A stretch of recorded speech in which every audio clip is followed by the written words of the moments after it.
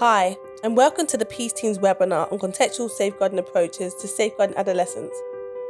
My name is Tanika Blair Donaldson, and I'm one of the outreach workers. This webinar will be focusing on the general principles of contextual safeguarding. If you're new to the concept of contextual safeguarding, this is the initial webinar to watch, given the foundational knowledge on this school of thought. If you'd like to know more on this subject for a particular target group, such as frontline professionals or schools, then please watch the Peace webinars relating to those topics. Additionally, the Peace team have created webinars on other subjects such as peer groups, neighbourhoods assessment and exploitation. The objectives of this webinar is to explore what is contextual safeguarding, who does it impact on, and what are the principles in relation to safeguarding adolescents. Contextual safeguarding is an approach to understanding and responding to young people's experiences of significant harm beyond their families. It recognises that different relationships that young people form in their neighbourhoods, schools and online can feature violence and abuse. Parents and carers have little influence over these contexts, and young people's experiences of extra-familial abuse can undermine parent-child relationships.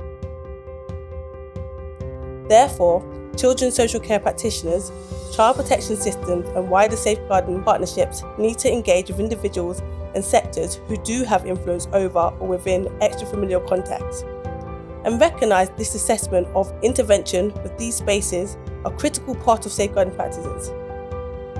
Contextual safeguarding, therefore, expands the objectives of child protection systems in recognition that young people are vulnerable to abuse beyond their front doors.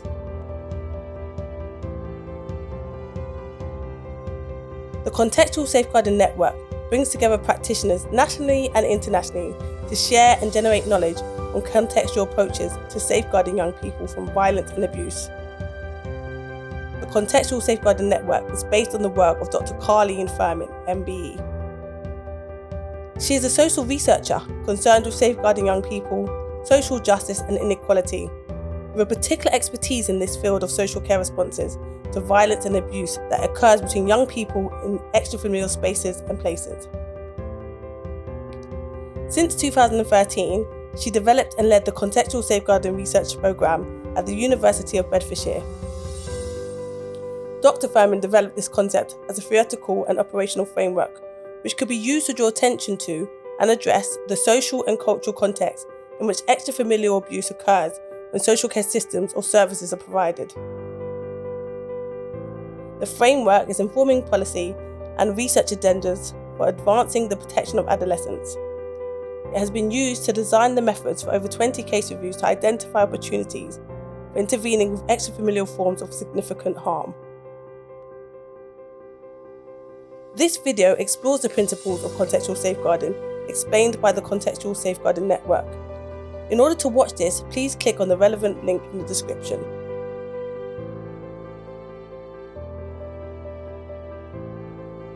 So what is extra-familial harm? Extra-familial harm is a term used to explain harm or abuse that is instigated beyond a young person's family home. 5 key examples of extra-familial harm are shown in this diagram. Sexual exploitation is known as child sexual exploitation, or CSE. This is defined by the Department of Education as a form of child sexual abuse. It occurs when an individual or group takes advantage of an imbalance of power to coerce, manipulate or deceive a child or young person under the age of 18 into sexual activity. This may be in exchange for something the victim needs or wants, and/or for the financial advantage or increased status of the perpetrator. The victim may have been sexually exploited even if the sexual activity appears consensual. Child sexual exploitation does not always involve physical contact. It can also occur through the use of technology. Criminal exploitation, also known as child criminal exploitation, or CCE, is a form of exploitation where children are tricked, threatened or intimidated into committing criminal acts, sometimes in the context of gangs. Groomers may be adults or similar-aged children such as peers. Child recruiters are often victims of exploitation themselves. Children recruited into criminal exploitation may be tasked with transporting items including, but not limited to, drugs, knives, or people to other locations known as county lines. Radicalization. The government has defined extremism or radicalization as a vocal or active opposition to fundamental British values, including democracy, the rule of law, individual liberty, and mutual respect and tolerance of different faiths and beliefs.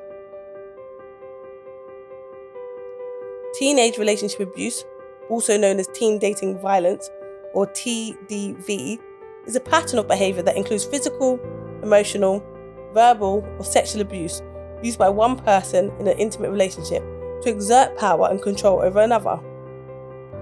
Teen dating violence is generally defined as occurring among individuals between the ages of 13 to 19 years old. Serious youth violence is defined as any offence of most serious violence or weapon-enabled crime where the perpetrator is under the age of 19. This may include murder, manslaughter, rape, knife crime, wounding with intent, or causing grievously bodily harm. These 5 key elements are not exhausted and may include other risks, such as modern-day slavery and harmful sexual behaviour. Extra-familial harm, recognising and responding. There is a whole range of risks that children can face outside of the family environment. Many of these are high-profile issues that regularly make the newspaper headlines, such as criminal and sexual exploitation, gangs, serious youth violence, and harmful sexual behaviour, to name just a few. For some children, a safe, loving and protective family is not enough to protect them from these risks. And for other young people, problems at home, like abuse and neglect, mean that they may be even more vulnerable to abuse in the world outside. Development across the life course. This diagram looks at the dynamics of adolescence and the development across the life course. It explores the aspects of a young person being vulnerable on the sole basis of their age. For example, if you think about some of the factors affecting adolescence, much of the development of the prefrontal cortex has not yet occurred, hence why they are not able to decipher risk in the way an adult brain is able to. Therefore, adolescents by their nature are thrill-seeking and are motivated to take risks for their personal pleasure and joy. Adolescents are not yet in a position to think about long-term effects and focus primarily on short-term gains, such as looking forward to the weekend. They are still discovering emotional regulation and are likely experiencing a whole set of new emotions and having to decipher them and learn how to express these emotions. This could include identity, sexuality, affiliation with a group, and many other factors. Finally, adolescence is a time when young people are trying to establish themselves and build their own autonomy, other than listening to the advice or instructions of their parents, guardians, or the professionals that they work with. The contextual dynamics of adolescence vulnerability. There are several spaces where adolescents can experience harm outside of their home environments. These include within a peer group, schools, and neighbourhoods. Young people are influenced by their peers, in some cases more than their own family. Therefore, peer groups can be responsible for influencing harm and risk-taking behaviour.